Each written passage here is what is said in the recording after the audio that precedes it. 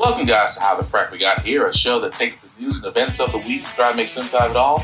I'm your host, the most Will Buchanan, and on this show, we simply are all about the facts. There are plenty of news stations out there that simply want to do anything short but inform you. Here at How the Frack We Got Here, that's all we believe in. We go up to the left, we go up to the right, we go up to the middle of independence. We go after all sides because there's more than one side of a story to everything. And you need to know it all in order to actually formulate your own opinion. And that's what we try to do here at How the Frack We Got Here.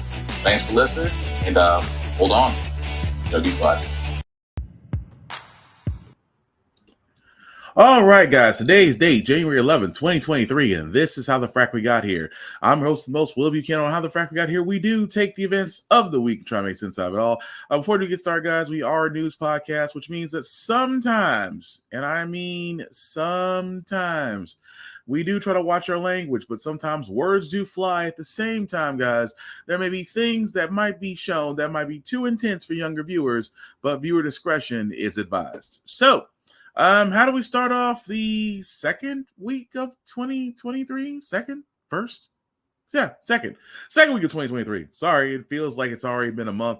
It feels like 2 months have passed, and really it's only been a week and a half. But how do we start off this midweek? Well, I figured, with everything going on, we need some positivity. And although this may not be something that affects us altogether, but in the world of sports, it is always good to hear great things, especially with this young man who had a horrendous Monday Night Football incident where, again, he collapsed on the field. But we do have good news that I'm happy to report tonight. To the index, and Buffalo Bills star Damar Hamlin signaling he may be going home soon. It was just a little more than a week now that he collapsed on that field. Moved from Cincinnati to Buffalo. He now expects to be released from the hospital in Buffalo in the next 24 to 48 hours. Hamlin tweeting, not home quite just yet, still doing and passing a bunch of tests. Special thank you to Buffalo General. It's been nothing but love since arrival. To the index, and So yes, if you don't know who that gentleman is, he is Damar Hamlin, who again was playing in the Buffalo Bills game last Monday Night Football, where he did, after a hit, did collapse. Come to find out, the man had a heart attack, was resuscitated on the field, was resuscitated on the way to the hospital. Thankfully, still with us, and through a lot of love, encouragement, thoughts, and prayers, the man is now getting to be where he can go home to finish his recovery. It was just good because that was literally a time that has never been heard of on Monday Night Football. Now, again, with sports, things do happen, injuries, broken arms, broken legs, things of that nature, but I think for the longest time, for the first time we've ever seen something of that magnitude happen, to where it stops everything, to where, the game doesn't matter, life matters. But thankfully, he has pulled through and is on his way to recovery, so we wish him nothing more than the best. But again, some positive news, because we're about to wade through a lot of stupid. What I mean by stupid is, well, Republicans, because number one, we found out that after Kevin McCarthy, who is now the House Speaker, because again, Republicans did win the House back in the midterms, although it took him nearly 15 tries. I say nearly 15 because we really wasn't sure about the 14th. But if there's anything you can say, if at first you don't succeed, bully people, especially the 20 that were against him, into voting for him without, because he gave up a lot. And what I mean by a lot, he gave up a lot to be the speaker, which we will cover in another podcast. But anyway, I do want to start off with the wave of stupid. Most importantly, former press secretary, who was former press secretary for Donald Trump, Sarah Huckabee Sanders, who unfortunately did win the governorship of Arkansas, says a lot, has sat there and said that she wants to focus on education reform. Now, anybody who's ever heard Sarah Sanders speak, Sarah Sanders talk, and pretty much lie and BS her way through every Trump press conference should be a little concerned. Why? Because every Republican, especially before they actually took power in office, were all screaming the same thing. This word indoctrination. They didn't want CRT to be taught to schools. They didn't want actual American history to be taught to schools. Why? Because certain white folks didn't want their kids looking at them or looking at themselves feeling guilty because of ancestral traits. But they want us to get over slavery. Figure that one out. But again, going back to Sarah Huckabee Sanders, she says, quote unquote, I did not seek this office to be the first in anything. I ran to make Arkansas first in everything. Arkansas is nearly dead last in almost every aspect when it comes to U.S. statistics. Good luck with that. She also sat there and says she actually signed an order, quote unquote, preventing the political indoctrination of Arkansas school children. As long as I'm governor, our schools will focus on the skills our children need to get ahead in the modern world, not brainwashing our children with a left-wing political agenda. You're going to hear Republicans say that a lot because their whole thing is, and I said it before, Republicans, conservatives love stupid people. Take that as you will. Conservatives love idiots. Idiots don't question. Idiots don't rock the boat. Idiots do what they're told. Idiots will vote because they feel, idiots will vote because they heard the word, figured it's like them, and will do it. They are button pushers. So what have conservatives figured out? If you take away education, you're going to create idiots. Don't believe me? Look at No Child Left Behind. I can tell you, if I can tell you off the bat, especially here in Tennessee, you're going to have a lot of people with challenging education, simply put, because they gutted education. See, that's what Republicans aren't saying at the moment. They are wanting to go after education, Social Security, the greatest hits. And they'll use every BS reason in the book. Moms for Liberty, for example, sat there, that group that is growing, unfortunately, with chapters in every state, actually will go after school boards to remove people who will not fit their agenda and put in people that will.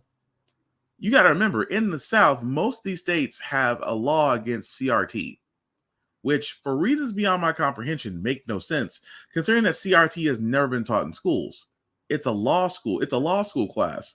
So unless your child is an excellent genius and has somehow breezed their way through grades K through 12 and somehow found themselves in law school before they can actually drink, bravo. That's the only time they're ever going to learn about it. But Will, they're going to indoctrinate our children. You know the funny thing about conservatives, whenever they say something, ask them how. Ask them how, and then wait. Because most conservatives are not prepared for that question. You know, if you listen to people like Ben Shapiro, who believe in talking fast and talking loud enough and sounding with authoritative tone, makes you think that he knows what he's talking about. He's an idiot. Candace Owens, also an idiot. The three-headed dog at Fox News. I'm talking about Tucker Carlson, Laura Ingraham, and of course, Sean Hannity. I call it the three-headed hydra at Fox News. All of them sound like idiots. Why? Because, again, people will go to what they familiarize themselves with. And this is why conservatives have realized, hey, if we sit there and tell them that the left wing, that we keep calling it left wing agenda, if we keep calling it indoctrination, if we keep calling it all these things, then guess what's going to happen? People are going to be like, well, I don't like what you're teaching at my schools. You guys heard me say this on this podcast all the time. Look at how they're attacking the schools, the libraries, the books, authors of color, or of sexual preferences, or of gender. You see what they did. See, the funny part is they will never take out Of Mice and Men, but they will take out Invisible Man by James Baldwin. They'll leave Chicken Soup for the Teenage Soul because they believe it's the right book, but they will take out To Kill a Mockingbird because it deals with racism. Yes, that is the entire point of the book. They'll keep those feel-good stories in of Little House on the Prairie, but they will get rid of Flowers in the Attic. They will get rid of The Diary of Anne Frank. They will get rid of so many other. They will get rid of Twilight. They'll get rid of Harry Potter because it's in witchcraft, supposedly. This is what they do. This is why education is a great thing. I will fully admit that. I am a big fan of pushing education because it is woefully behind. America is woefully behind in education when it comes to the modern world. Do we need to revamp education? I believe it. Do I believe that education should be funded just as funded, if not twice as much as the military? Yes, fully do. Will it happen? No. Conservatives will do what they do best. They will sit there, they will gut it, they will starve it, they will remove everything from it. Why? Because they want to privatize it. Privatizing means funding. Funding means ownership. And once education is owned privately, that is going to be the end of literal, conscious, critical process thinking as you know it. And Sarah Sanders is going to swear up and down the left wing is up to do something. Meanwhile, they're okay with Christianity being pushed in every school, but let a Muslim pray. Let a Satanist pray. Let a Satanist pray. Let anybody else outside of that wonderful Christian religion do something, and now all of a sudden, it's a problem. Mark my words on that. But move right along, guys. Another thing that has come up, just because, Republicans feel the need to say y'all too, because you got to remember, Trump right now is facing FBI scrutiny. Reason being, just because, he got caught with a boatload of documents he wasn't supposed to have, refused to give them back because he thought he could declassify them, and at the same time lied and actually had more documents he was hiding from another location on his Mar-a-Lago residence that he is now fighting the FBI over. But Republicans were like, "Oh, wait a minute!" And the current president and his former offices, they had secret documents too. Why isn't he getting the same treatment as our former Lord and Savior, failed President Trump? Well, Biden had something to say about that. People know I take classified documents and classified information seriously. When my lawyers were clearing out my office at the University of Pennsylvania, they set up an office for me, secure office in the Capitol. The 4 years after being vice president, I was a professor at Penn. They found some documents in a box in a locked cabinet, or at least a closet. And as soon as they did, they realized there were several classified documents in that box. And they did what they should have done. They immediately called the archives, turned them over to the archives, and I was briefed about this discovery and surprised to learn that there were any government records that were taken there to that office. But I don't know what's in the documents. My lawyers have not suggested I ask what documents they were. I've turned over the boxes. They've turned over the boxes to the archives, and we're cooperating fully with the review, and which I hope will be finished soon. And there'll be more detail at that. So there you have it. Literally and figuratively, everything Joe just did, Trump could have done. Joe sat there and said, yes, my people discovered the documents. What did they do? Contacted the National Archives. Oh, and guess what? Gave them right back. No argument. No, I'm the former vice president. I can declassify this. I can keep these documents. It said nothing of the sort. It literally and figuratively said, literally you heard Joe just say, the President Biden just say right now, we found them, we contacted them, we gave them back, we're cooperating. You don't hear any, this is a witch hunt, okay? This is a witch hunt. This is all it is. The government, the fake news is out to get me, okay? They're always out to get me. That's what Trump usually says. Somebody's always out to get him. He sounds like that one guy. Who Andrew Tate. He sounds like him. The Matrix has attacked me. He sounds like that guy. But Biden just did something simple. His people discovered it, alerted the National Archives, gave the documents back, cooperated in their investigation. 9 times out of 10 will be wrapped up, and it'll be like, okay, sorry, things happen. You didn't do anything stupid. There wasn't a breach. You gave it back. You cooperated with us. We got no issue with you. Imagine if the failure in chief in Florida did that. Instead of having to go out because he does what he does best. Trump will do what he does best. Deny, go in court, tie it up, run his money out. And I'm still trying to figure out who is giving this money. Then I realize, he's still grifting his flock.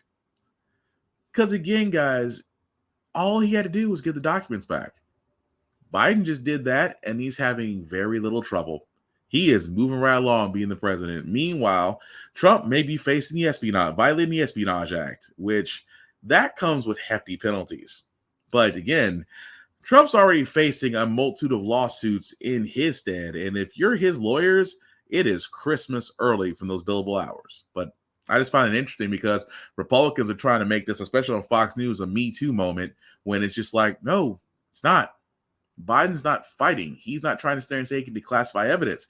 He's not saying anything of the sort. He's simply giving them what they're asking for, cooperating and moving right along. Why in the world would that be an issue? Oh, right, because Republicans don't have anything else. Because I've been saying this, guys. I have been saying this before the midterms, during the midterms, and now after the midterms. Do you understand the level that Republicans have right now is next to nothing? I sat there and told you, once Republicans come into office, they're not going to do anything to help the American people. They're going to launch they're going to launch wasteful spending investigations. They've done it once. They'll do it again. Remember Benghazi? They went after Benghazi so many times, Hillary Clinton might as well have a hotel room at the U.S. Senate. Because, remember, Hillary Clinton was grilled countless hours over Benghazi. No indictments found. Donald Trump couldn't sit in a room with a special investigator for more than 10 minutes before he started whining and crying. And now, Republicans, now back in office, what are they going to do? Oh, we're going to investigate Joe Biden's son, Hunter Biden. We know what's on that laptop. We're going to investigate the Department of Justice and how they handled Donald Trump. We're going to investigate the FBI and the illegal raid of Mar-a-Lago. We are going to investigate Department of Homeland Security for how they're handling the immigration situation at the border. So what about your plan is to help the American people revitalize the economy, help stabilize our infrastructure, and bring back American jobs? No plans have been made. And yet, they've taken over the House. I will never understand that for the life of me. That I can sit here this entire time and say, name one conservative who has a plan that does not benefit corporations or rich people. None. They're too busy saying our spending, which is another thing that, again, you don't hear Republicans saying right now. You don't hear, well, that's not true. You might still hear it because we still have a Democratic president. But whenever there's a Republican president, you never hear, oh, we got to worry about the deficit. Oh, we're spending too much. Oh, what about the debt? Deficit, debt, and spending are three words you'll never hear during a Republican administration.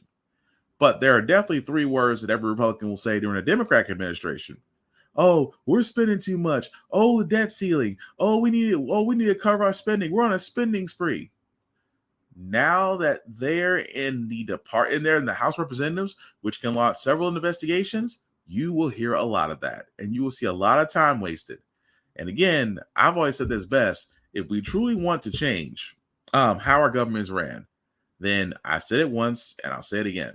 Just to sum this up very nicely, there are 5 ways that you can honestly solve a lot of the problems in the U.S. Number 1, term limits on the House of Representatives and the U.S. Senate. It should be like the presidential. You can serve 2 consecutive terms. After that, you got to sit one out. I also believe that lifetime benefits for being a senator or representative should be struck. For example, why should I pay you $174,000 a year when you're no longer a senator or representative? Why should I pay you that? I mean, it's almost like I see why people get into politics now. It is literally the game that pays you to play. But again, like I said, term limits, that's one. Term limits on senators, representatives, cutting off lifetime benefits. Because once you no longer work for the people, why should we pay you? Why should you get specialized health insurance? Why should you get security detail? Why should you still collect the salary long after you've left the House or the Senate? Why? For no reason. That's 2 things right there. Number 3, also, easily put, our U.S. military has to be held accountable for its budget spending. If it fails an audit, the budget must be cut. Now, that's not going to fly well with chicken hawks, aka Republicans, some moderate Democrats, but I truly believe it. Because keep in mind, guys, with the most recent debt ceiling, the U.S. military just got a budget increase. Meanwhile, education, social security, and other areas, agriculture, with the EPA and things of that nature, all are taking cuts. While we're just handing the U.S. military a bigger piece of the budget pie. And again, I said this once and I'll say it again. The U.S. Pentagon, since the 70s, has failed every audit. Every audit. And their current budgeting line can almost finance practically about 6 or 7 different countries at this rate. But again, nobody blinks an eye. So what did I just say? Term limits. I said term limits. I said cut off the lifetime benefits, cut the military budget in half. At the same time, give increases, and this might just be me. Institute a priority on where tax funding goes. Priority meaning that above all else, these things must be funded first. And I said before, if you fund education, infrastructure, and my personal favorite, if you actually want to make things better, actually increase minimum wage. So those would be 3 things under priority that I sit there and say would work. Now, again, that's just 3 of 5. The other 2, which is going to be amazing to me, that a lot of people are not going to like, but I'm going to say that for another day. But just those 3 things alone would change our American government overnight. Will it happen? No. Because again, when it comes to voting, this is where the Republicans, and this is where the Republicans and Democrats, it's not just one-sided, will sit there and say, well, we can't do that because that takes the power away from us. Well, you're there to represent us, which at this point seems to be failure. But I digress. Moving right along, though, guys, I am happy about this next story that we're talking about, but I'm also disappointed. Why? Because the former CFO of Trump's organization has been indicted and found guilty. The problem is, after decades of falsifying reports, decades of embellishing on values of land and real estate, after decades of doing this, the CFO gets only 5 months. New York City tonight, the former CFO of the Trump Organization, Alan Weisselberg, has now been sentenced to 5 months at Rikers. It comes after Weisselberg pleaded guilty to devising a 15-year tax fraud scheme, evading nearly $2 million in taxes by taking pay in the form of rent, cars, and tuition for his grandchildren. He then testified against the Trump Organization, which was also found guilty of criminal tax fraud. Weisselberg, who is 75 and considered to be one of Donald Trump's most trusted employees, was handcuffed and taken immediately. 5 months. 5 months. So you're telling me this man, for nearly 17 years, ran the most corrupted organization out there, has sat there and testified against Trump Organization, was found guilty of all things, 5 months. But Will, he's 79. They threw the book at Bernie Madoff. Because I always say the best. It's like I use Bernie Madoff as a prime example. And what I mean by that is more layoffs at Amazon. Quiet you. Which we'll get to Amazon momentarily, but quiet you. But the thing is, this man, for nearly 17 years, ran the most corrupt organization out there. And at the same time, 5 months. This man will spend less time in jail than an 18-year-old with a marijuana possession in the same state. Make it make sense, because I think it's a tragedy. Now, unless the only thing that sticks out to me is that unless he has given, unless with his testifying, keep in mind he turned witness against Trump's organization. Unless he sat there and said, yes, Trump knew everything and I will testify to that, that is the only thing that will justify him getting only 5 months. Because that's the only thing I can think of. Because I would think for most tax evasion and crimes of that nature, they usually throw the book at you. Ask Bernie Madoff. But for 5 months? 5 months means to me that he must have said something. 5 months to me sounds like a deal. Although, like I said before, they're not interested in the CFO. They're interested in Trump. Now, again, Trump has multiple lawsuits. And if they do have multiple lawsuits, maybe, like I said, it only takes one. I said before, I'll say again, out of all these lawsuits, it only takes one to disqualify him from running in 2024. He already said he's running in 2024, but it only takes one of these lawsuits to basically find him guilty, and that's it. But if the Espionage Act gets him, he'll never see the outside for a very long time. But at first, when I read this, when I read this article and I looked at the video that the CFO of this organization is only getting 5 months, he must have said or had something that indicts Trump. We can wait and see. Personally, I'm ready for the popcorn. Moving right along, guys, as you probably heard, just because my system's acting a little funny today, Amazon, again, is in the news because, let's be honest, Amazon is the Walmart of the internet. We all use it, myself included. There is no way around it. Prices are good. You can get shipping. Amazon has infiltrated into many states, taking advantage of a lot of tax breaks, giving out a lot of jobs, swearing up and down they're the highest ones paying in the state for backbreaking algorithm. Try saying that 5 times fast. Algorithm-driven workloads that are beyond unreasonable. And with that being said, supposedly giving a business everything that it asks for and make sure it thrives, unfortunately, is not the case, as Amazon will be releasing a lot of jobs in the coming days. Just saying.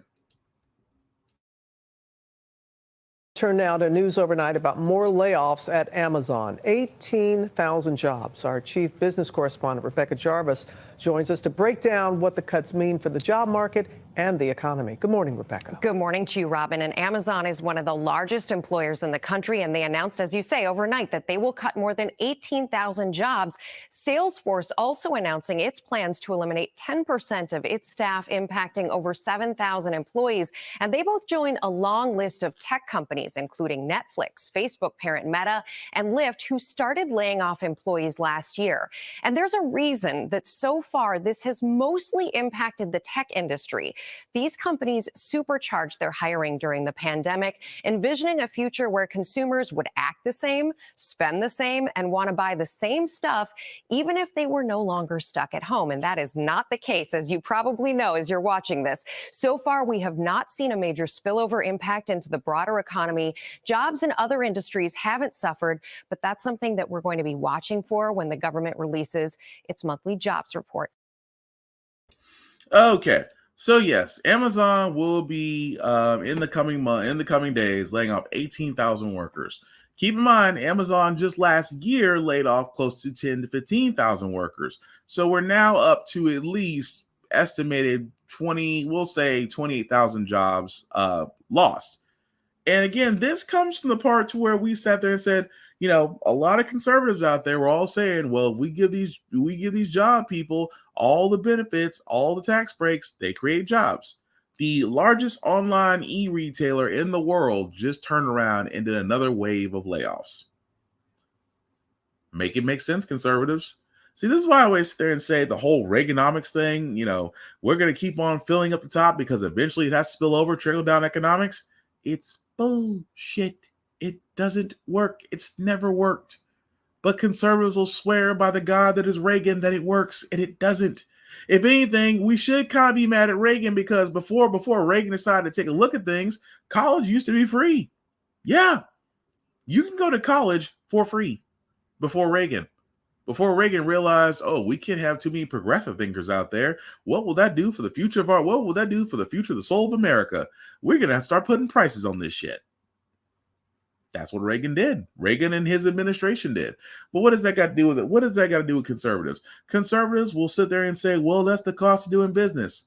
Conservatives will never admit, for the simple fact of the matter, that when it comes to pricing, when it comes to jobs, when it comes to companies out there, they literally don't know what they're doing. Look at Elon Musk. Elon Musk was touted as the smartest man in the world because he, for a lot of people didn't know, number one, he didn't start Tesla. He bought into it. As far as SpaceX, again, bought into it. And then $44 billion later, bought Twitter, and now Twitter is in shambles. and he is literally underwater, drowning in debt because he has to pay back what he's borrowed. But again, he's an example that billionaires are not intelligent. They just learn to work the room faster than anybody else. But when it comes to Amazon, you can't blame Bezos. Bezos is out, long gone. What it comes down to is that we found out that not even Amazon is safe from recession. And it all goes back to consumer spending. That's what it's always come back to. If consumer spending isn't high, everything else suffers. Commerce suffers, shopping, eating out, buying things, cars, clothes, computers, you name it. All that takes a hit. Why? Because our paychecks haven't increased. Prices at food stores have increased, prices on clothing, shoes, all the above.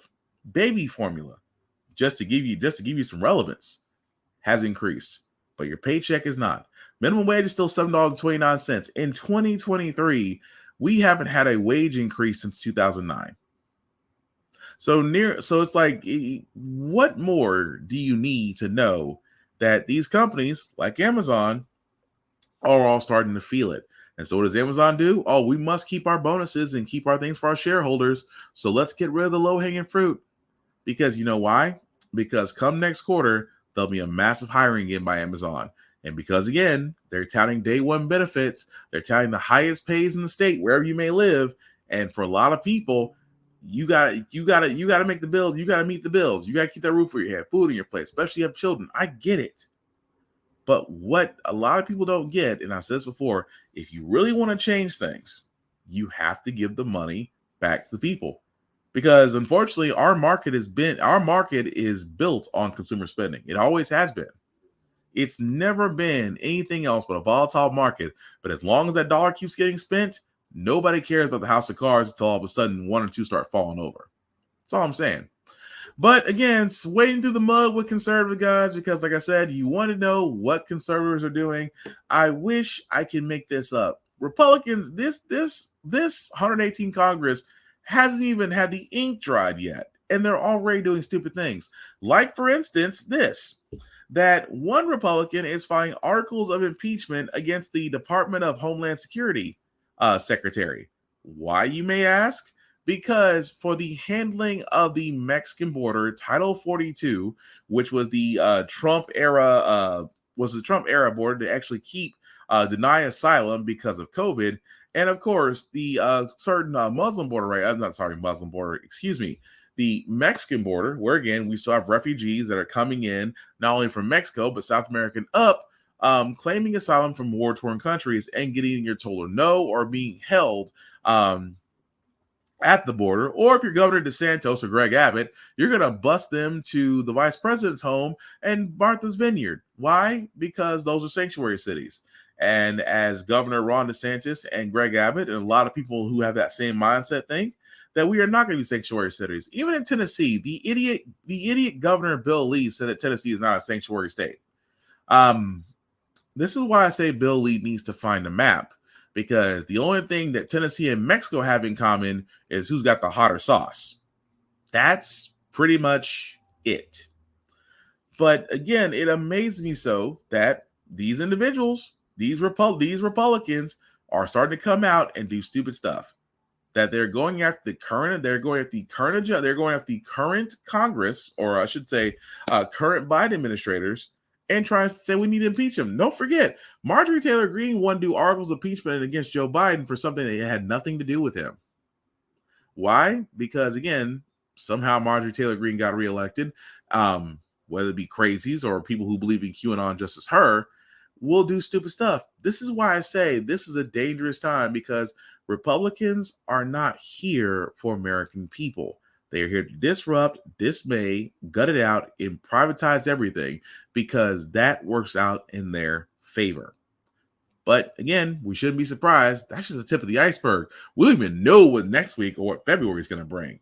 But switching gears for a second, guys, I did want to talk about this because this is also a growing problem in the U.S. And you would think for us being a first world country that we shouldn't have water problems. But now we're seeing it everywhere.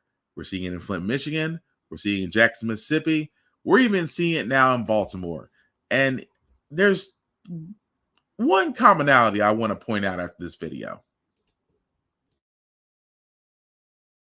President Gloria Johnson, getting drinking water for her family is an ordeal. I'm not trusting the water. I'm not comfortable with using it.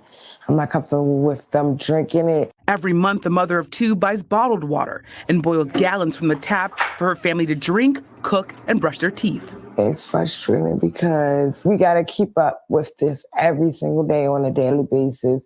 That's because even though Baltimore's drinking water meets federal safety standards, according to the city's annual water quality reports, the water coming out of her tap is sometimes brown, which could be a sign iron is leaching from aging pipes. Environmental Protection Agency Administrator Michael Regan says Baltimore is one of countless communities across the U.S. grappling with aging water infrastructure as federal investment dwindled. Some experiencing water crises like Flint, Michigan, Jackson, Mississippi, and rural West Virginia. Why has the U.S. government not done more, invested more in water infrastructure across this country? You know, there are a lot of needs in this country. Unfortunately, we have waited too long. And there are certain populations in this country, Black and brown communities, tribal communities, low-income communities, that are seeing the worst aspects of this disinvestment. In Baltimore, it's led to problems like sewer backups and skyrocketing water bills because utilities put repair costs on consumers. And last September, routine testing discovered E. coli in the drinking water at 3 locations in West Baltimore, a predominantly Black area, leading to a boil water advisory. In a hearing, the Department of Public Works said infrastructure failures were to blame. It was a result of aging infrastructure. But Matthew Garbarg, who oversees Baltimore's major infrastructure projects, says it's a multifaceted problem. So are you saying what you're saying and what city officials saying are in line? They were sort of definitive in that hearing and saying aging infrastructure definitely contributed to it. It is definitely something that is affecting our whole system. Whether that particular case was caused by the aging infrastructure, it's really hard to tell. We've also talked to some Baltimore residents who say when they open up their tap water, it's brown. What's your message to those people? That is a very, very concerning thing to see. The brown is a concentration of the iron. It technically is perfectly safe to consume. It's not attractive. And if you wash clothes with it, it will stain your clothes. So we understand that. Our message is call us. No one in our system should have to go out and buy bottled water. Last year, Maryland received $144 million from the EPA as part of the bipartisan infrastructure law, which set aside about $50 billion for drinking and wastewater improvements. How much do you need the federal government to be a partner? We need them desperately. We need to have our local, our state, and our federal partners all aligned. Still, the $50 billion is not nearly enough. By the EPA's own estimates, the nation's drinking and wastewater infrastructure will require more than $744 billion over 20 years just to meet existing health and environmental standards.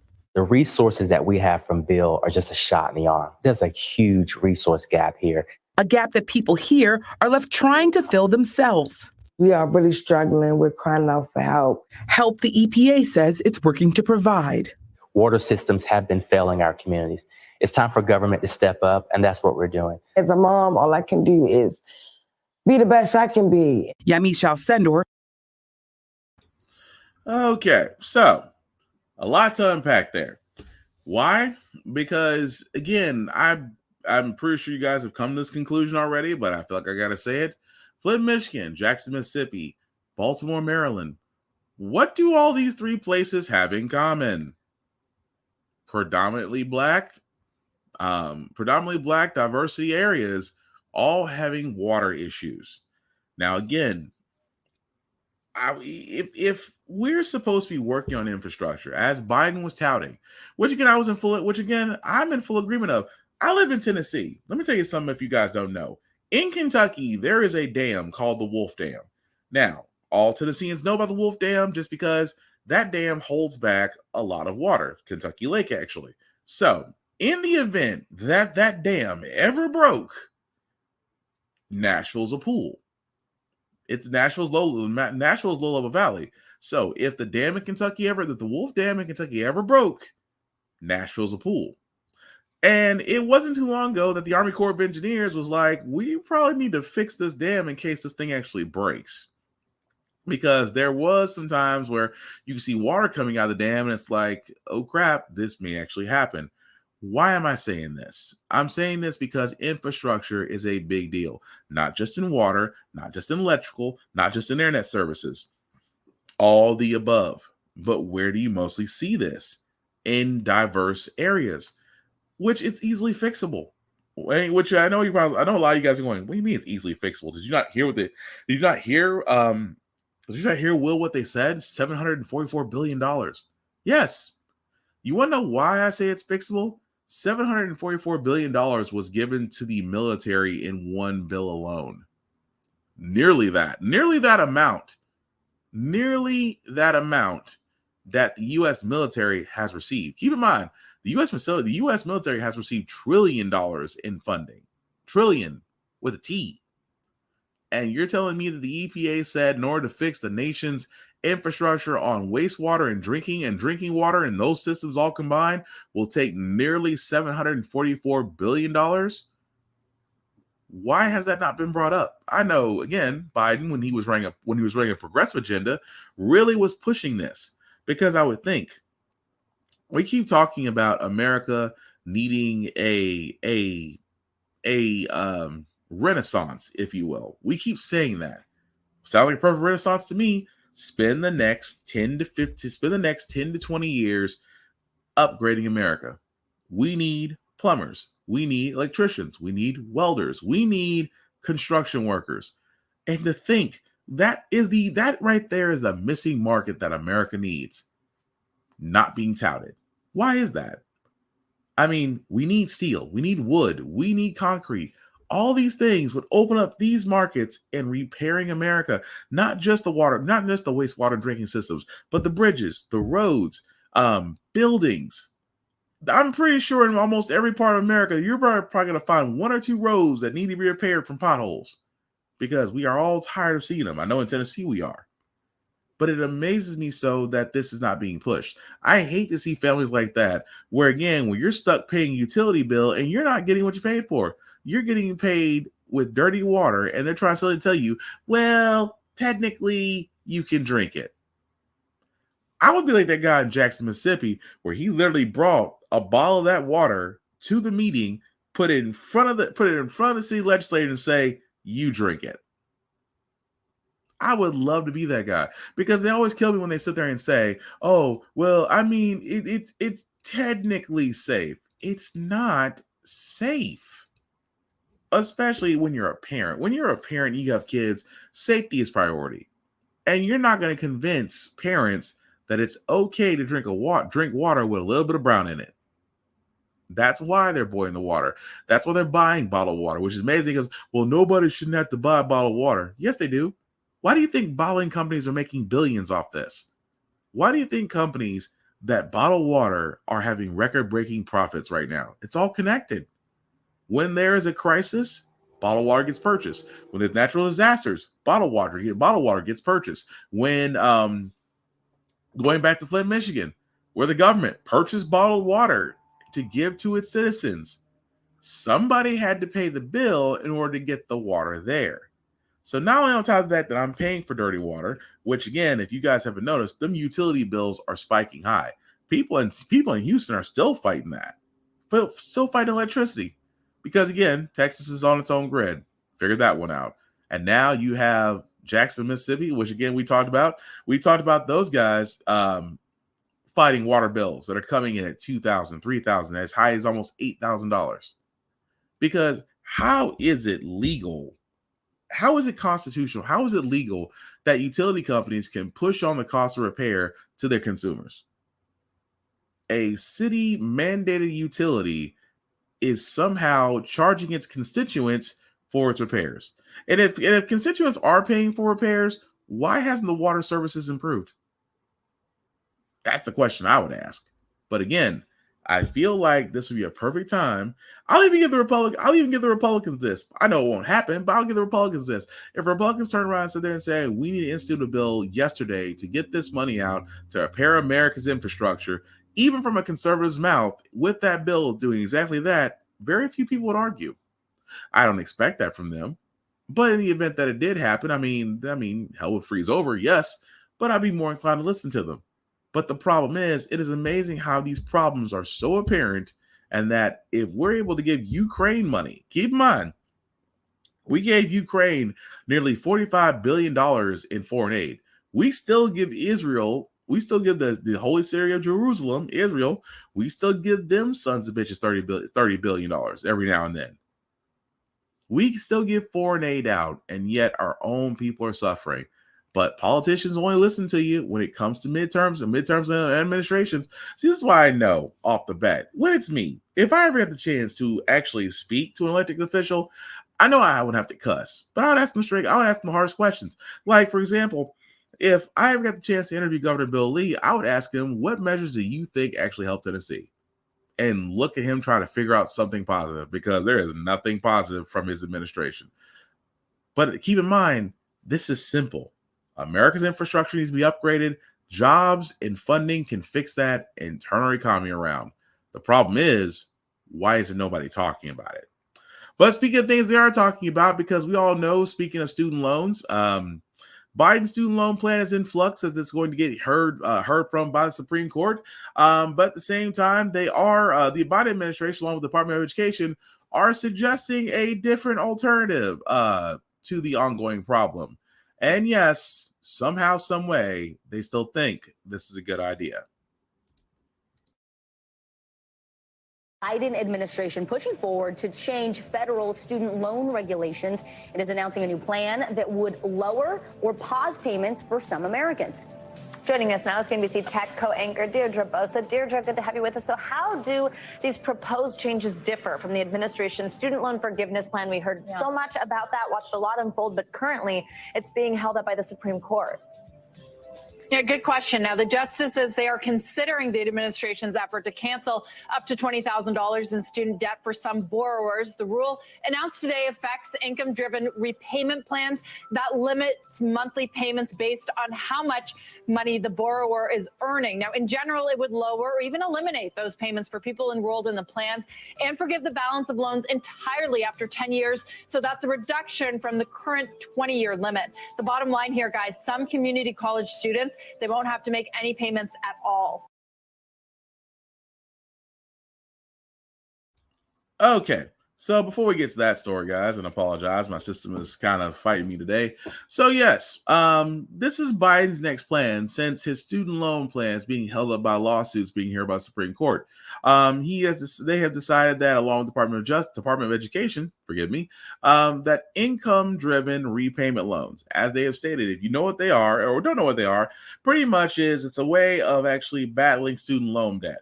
Again, it is based on your income. You can pay as little as $50 a month. You may be paying on the high side $50 to $200 a month, depends on where your income is. So they're figuring out that, okay, we're going to try to lower that to where either you're paying very little or pay none at all, which on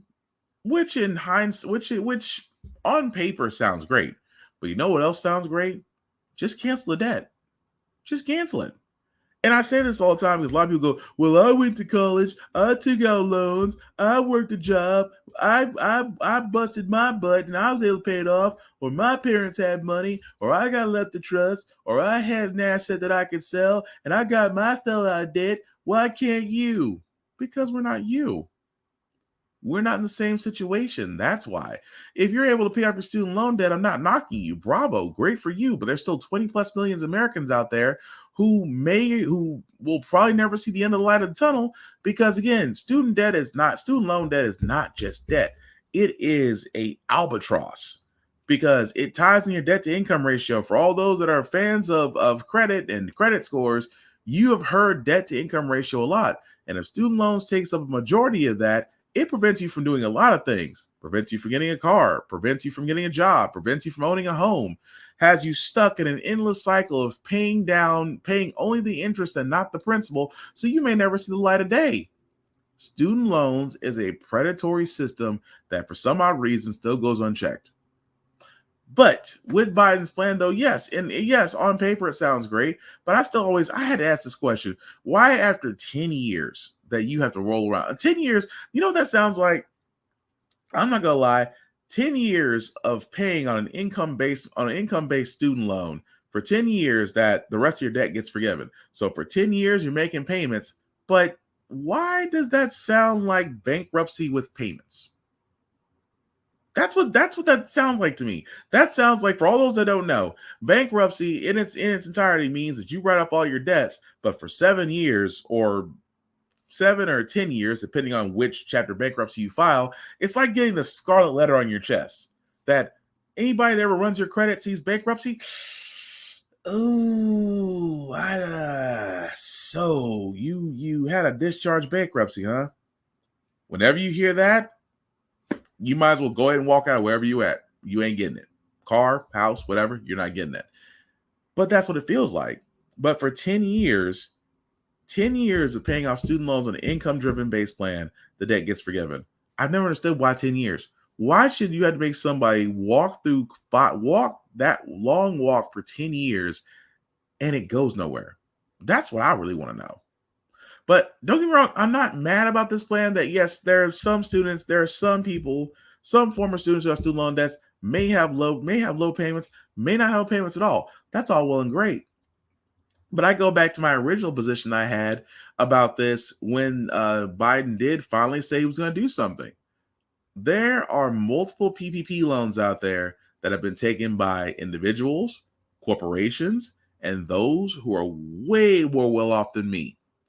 All of them, well, not all of them, that's wrong. A good majority of them got forgiven, even by those who had the ability to pay it off. And I said this once, and I'll say it again. If PP loans can be forgiven, please explain to me why student loan debt isn't the same. Because the only difference between PPP loans and student loan debt is the banks that actually gave these students those college loans finance the conservatives to sit there and say, no, we can't allow this to happen. They also finance some Democrats to sit there and say, no, we shouldn't allow this to happen. PPP loans were instituted by the government. And all of a sudden, those that took out PPP loans, forgiven. And some of them, multiple. And the PPP loans were not designed for what they were. As people said, well, we just want to keep people paid, keep businesses open. Really? Businesses recorded record profits with PPP loans. It wasn't about keeping the people. It was about keeping their profits.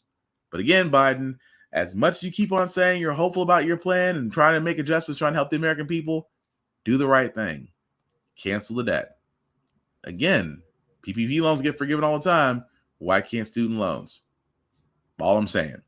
But let's go ahead and get to this story because, again, this is what scares me as a firearms owner. And this is also why I'm highly against training some children against firearms. Why? Because I wouldn't want any teacher to be in this situation with a 6-year-old. Hospital bed Monday, recovering from a gunshot wound. First grade teacher Abigail Zwerner had one pressing question. Do you know how my students are? She was worried about them. Zwerner hailed a hero. Police say during classroom instruction Friday, a 6-year-old student drew a 9mm handgun and fired a single round. The bullet went through Zwerner's hand and struck her in the chest. She suffered a gunshot wound, but she was still able to get all of her students out of that classroom. Mrs. Zwerner was the last person to leave that class. Police say the 6-year-old brought the gun to school from home, the firearm legally purchased by his mother. The child now receiving treatment in a medical facility. Administrators back to the drawing board on safety protocols for lower schools. I'll be honest, who would be prepared for a 6-year-old to bring a loaded weapon onto school or a weapon onto school and shoot their teacher? Rich Neck Elementary will remain closed for the remainder of the week. Parents, grandparents, and faith leaders visiting campus, still processing the shock. I've been good up until this moment. Now it's surreal. An outpouring of concern for a heroic teacher and the little ones left to heal. To have something like this, a safe place where kids are supposed to run with their friends, where they're supposed to pass notes in school, that's the kind of darkness they should have had to deal with. When pressed about whether the child's parents will face charges, investigators said that will be determined by the facts of the investigation. The facts of the investigation. Something tells me that kid is definitely a rice cake warrior.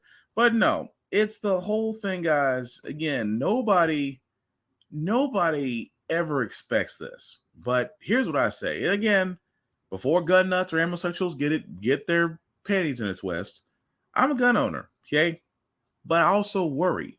Number one, I always worry about safety. You know, my firearms are always out of kids' reach where they can't get to it no matter what, because I check on it as routinely as you should. But there are a lot of people out there that believe that we should train our children on firearms. I'm against it. Why am I against it? Exhibit A, as I point to the door and I mean to point to the other monitor. I point to the other monitor as Exhibit A. A 6-year-old with their mother's gun went to school and shot their teacher. Yes, the parents should be liable. The parents should be liable. Your child somehow got out of your house with your gun and shot a teacher. Yes, you should be liable. You are criminally liable. But at the same time, I would bet money, they haven't said it yet, but my money is that 6-year-old's been that child was being trained. And that's my thing. Kids should know. I mean, kids play a lot of things these days. You know, kids, especially when they have devices, VR systems, video game systems. I get it. But there are a lot of parents out there who believe that their kids should be taught gun safety. I am against it, because I do believe that gun safety should be taught, not to kids. Why? Kids don't make rational decisions. They don't.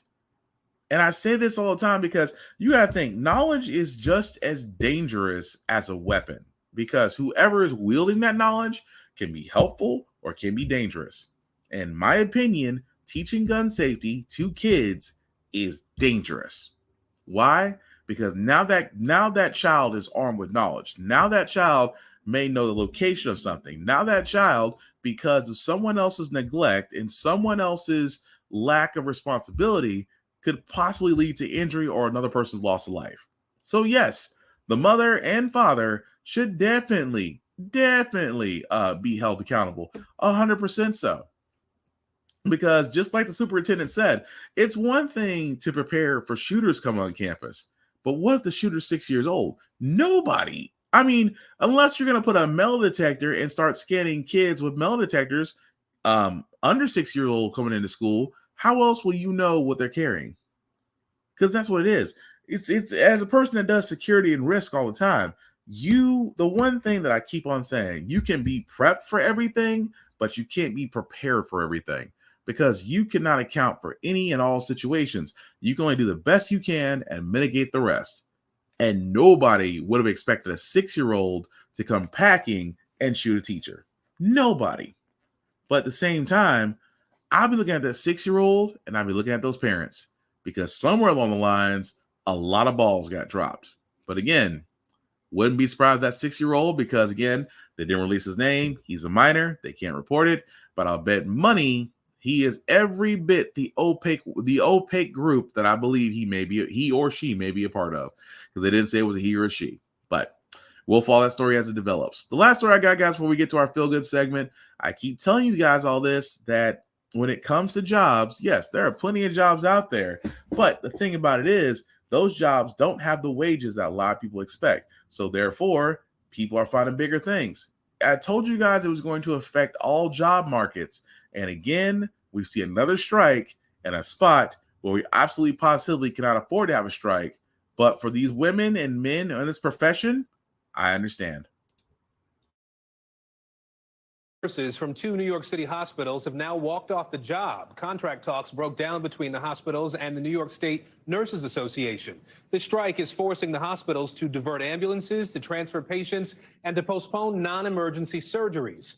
NBC News correspondent Vaughn Hillier joins us now from outside one of those hospitals. Vaughn, talk to us about what's at the heart of this strike. Right here, and the strike went into effect at sunrise here this morning, impacting about 7,000 nurses who have now walked off the job, not only at this hospital here on the Upper East Side of Manhattan, but also a hospital in the Bronx here. This is, when you're talking to the nurses, it's not about the money, it's not about compensation, but in such a large part, it is about the staffing issues that are at play here. And when you're talking to the nurses, they say that there are anywhere from 6, 7, 8 patients assigned to any one nurse at a time, and that it is adding stresses to their abilities to provide the appropriate patient care. Take a listen to the head of the Nursing Association just earlier today. Nurses don't want to strike.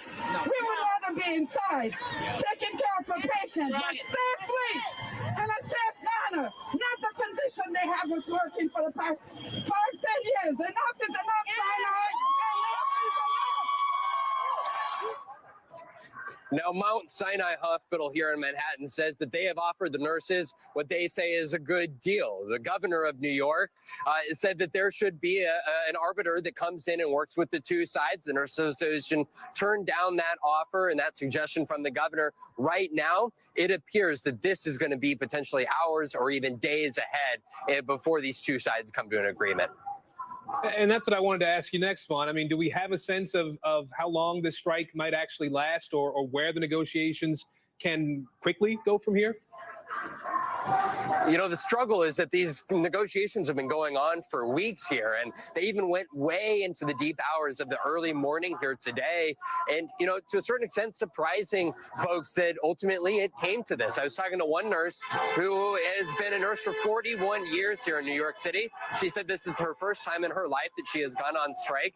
The Attorney General of New York, Letitia James, was out here on the side of the nurses. This is at a standstill, and right now they are actually pushing patients outside of these hospital units as these negotiations continue. Vaughn Hilliard for us here in Manhattan. Vaughn, thank you. So, yeah, it was going to affect nurses sometime. Now, we did cover stories last year where nurses did go on strike in different states. This one being in New York City with Mount Sinai, one of the biggest hospital systems in New York City. And the fact that 7,000 nurses are going on strike means that, yes, doctors are going to be overwhelmed. Traveling nurses may be called in for big bucks, but patients may suffer because, again, I don't blame nurses. It is amazing that with nurses, doctors, first responders, we hailed them during the COVID times, heavy COVID times. We're still in a pandemic, but we hailed them for going into work, trying to, keep themselves sane, help out patients, at the same time not lose their minds. We hailed them as heroes, but it's amazing that we never pay them as well. It's amazing that we don't. And I don't blame these nurses because, again, I have people in my life that are wanting to go into nursing. Nursing, to me, is probably one of the most honest professions you can be a part of, next to be an educator.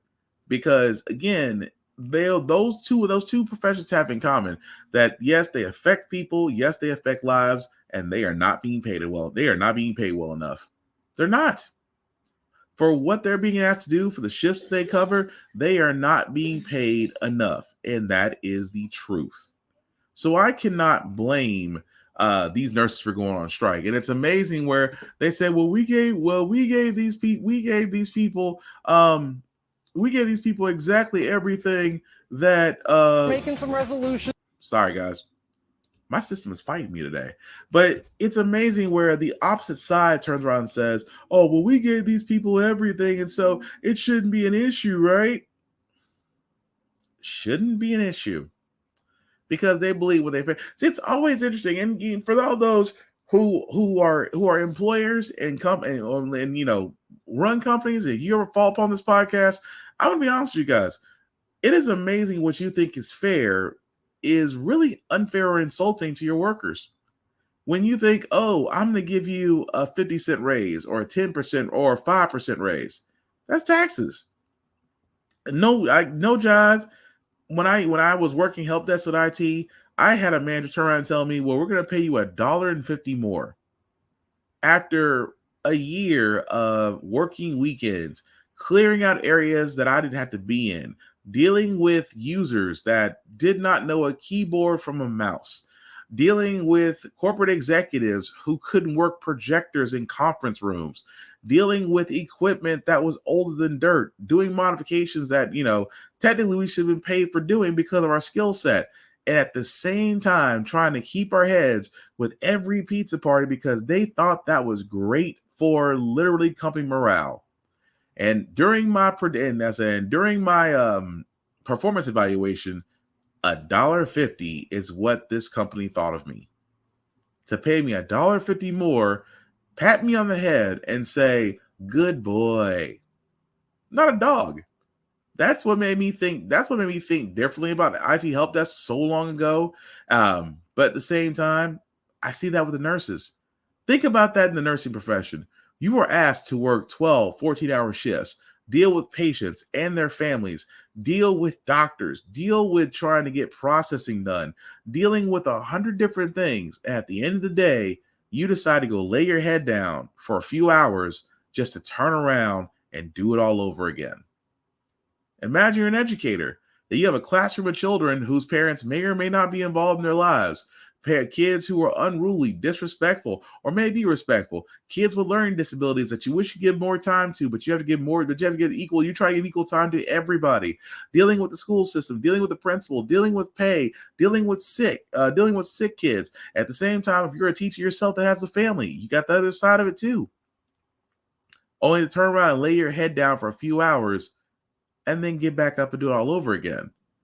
The bottom line is, along with educators, first responders, and a lot of these jobs out here, people are simply not getting paid enough. And if they were getting paid enough, you wouldn't complain. This is why I say before we get the feel good segment, everybody says, I heard this all the time, money doesn't bring you happiness. Really? Show me an unhappy person that doesn't have financial problems. You'll be hard pressed to find them. But moving right along, guys, we're going to go into our feel-good segment because usually how the fact we got here, we usually cover a lot of things that are doom and gloom and sometimes make you lose your faith in humanity. But hey, it's Wednesday, it's hump day. We're going to try to get you over the hump to Friday, which is Thursday, hopefully with this new feel-good segment, because again, I love to see the impact where people really do try to use certain things to reach people, especially kids. And this young woman we're about to show should definitely get her flowers.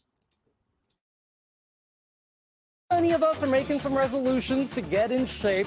For kids, exercise needs to be fun, and youth boxing coach Jackie Atkins right here, she knows how to do just that. But I know that you think that you're here to show us some workout moves, but a little bit of an untruth here, okay? Because Megan over here is going to tell us the real reason. I am. That's right, Jackie. Now, you run an after-school program, and it is called New Jersey Give a Kid a Dream. It uses boxing lessons to give kids a safe and rewarding place to get fit, build confidence, and also do some homework together. Now, this segment is sponsored by Netspin, which has been so inspired by how you've given back to your community that we've joined forces to honor you. Jackie, let's take a look.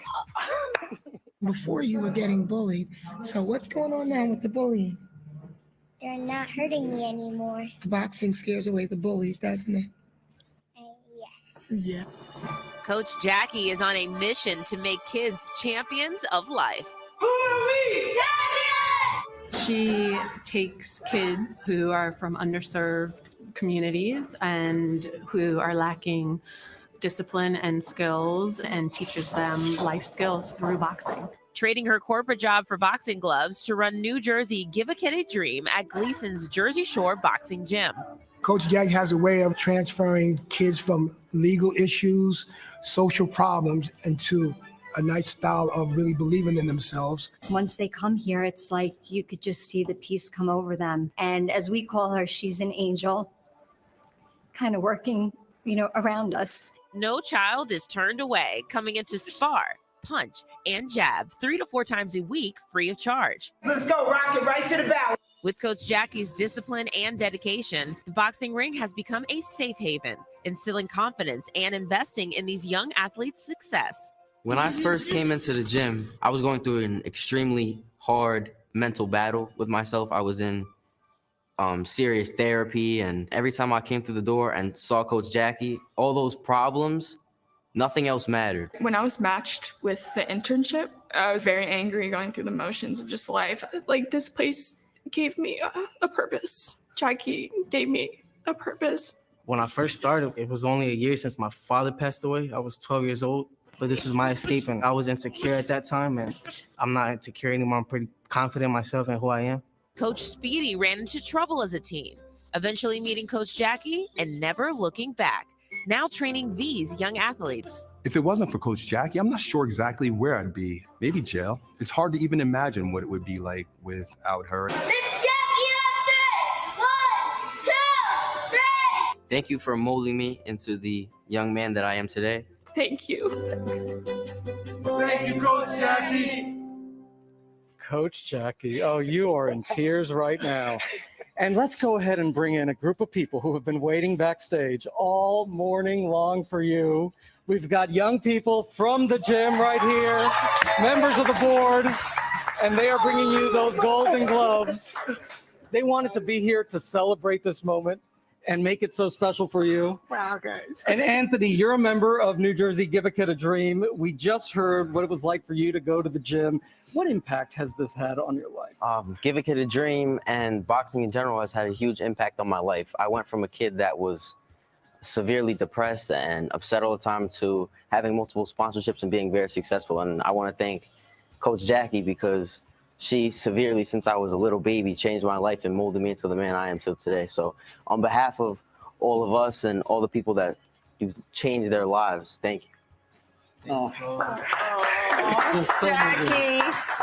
And That's not all. That's not all. That's my favorite line, Gio. That's not all, Jackie. We have another big surprise, okay? Our sponsor, Netspin, loves to help people build a better financial future by delivering a wealth of kindness. They were so inspired by your story. They're giving you $10,000 to continue helping kids achieve their dreams. Congratulations, Coach Jackie. Here you go. Hold the big check. Hold the big check. We got the balloon. Yes. I know. We just surprised you. You're really surprised. I was ready to work out. You were ready to work out. She was asking me before we started this segment. She said, "Are you ready to work out?" I was like, "Yeah, we're throwing some punches." Do you see my workout gear, Jackie? What does this mean to you? Did you realize how much you've touched the lives of so many people? Yes. Oh. Yes, that my children tell me every day. They reinforce it, and they give me the reason for doing this. So I thank you guys. Thank you. Love you guys. Coach Jackie, such a pleasure to have you here. Wow. Such a pleasure to meet you. Thank you all for being here. Congratulations again, and let's keep it going. All right, so that guy's right there. Like I said, you love to see it. You just love to see it. There's no other way I can put that, just to actually see good things happen to people, and that right there, I can watch that stuff all day. So I just love to see people actually have an impact on other people, and that's that's the tearjerkers right there. That gets that Denzel glory tear that comes down when he getting whipped. I know it's a terrible segue, but that's kind of how it feels. Anyway, that's going to do for this podcast, guys. Thank you for all watching, for liking, for letting people know it's live. I certainly appreciate that. Before we do get out of here, guys, some shameless plugging. I do want to first and foremost shout out my boy Vaughn, Big VZA Dot. You can usually find him, Big VZA Dot, in all socials. Check out his TikTok. Check out his YouTube page where he does have beats for sale. So definitely check him out there. Of course, yours truly, guys. My social on most things is BlackFox447. You can follow me there as I usually post. I review everything that I watch, listen to, and play and gem stuff because sometimes I do a couple push-ups. At the same time, guys, the link at the bottom to make that just a wee bit bigger for you guys to see. If you copy and paste that link into your browser, it'll take you to my link tree that has the YouTube and Facebook groups for all of my podcasts, How the Frack Got Here, Get Bit, and of course, the Offense Podcast. Definitely like, share, subscribe, let people know about it. That is all I ask.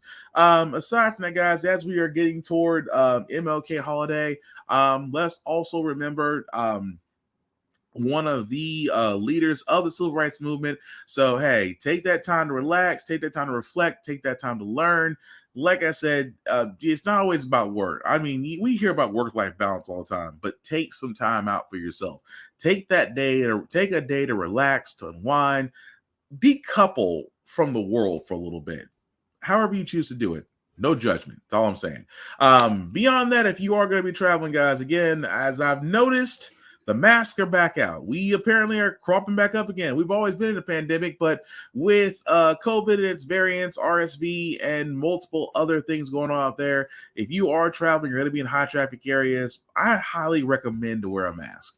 Recommend to wear a mask. If you feel sick, stay home, because right now we're trying to get these numbers down. And the only way we can get these numbers down, guys, is simply put, we have to protect ourselves. We protect ourselves, we protect others. That's simply put. And before I get to the end, guys, I do have a wish for this year, for 2023.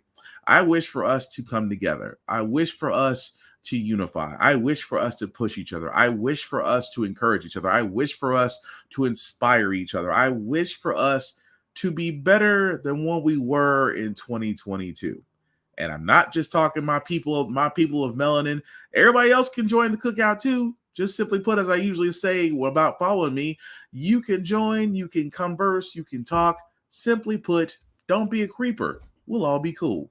Last thing I'll say about how Frack we got here, guys, is all about staying informed. We are not trying to reinvent the wheel, guys. We are simply giving you all the information, allowing you to make up your own mind, but we provide a logical perspective that goes along with it.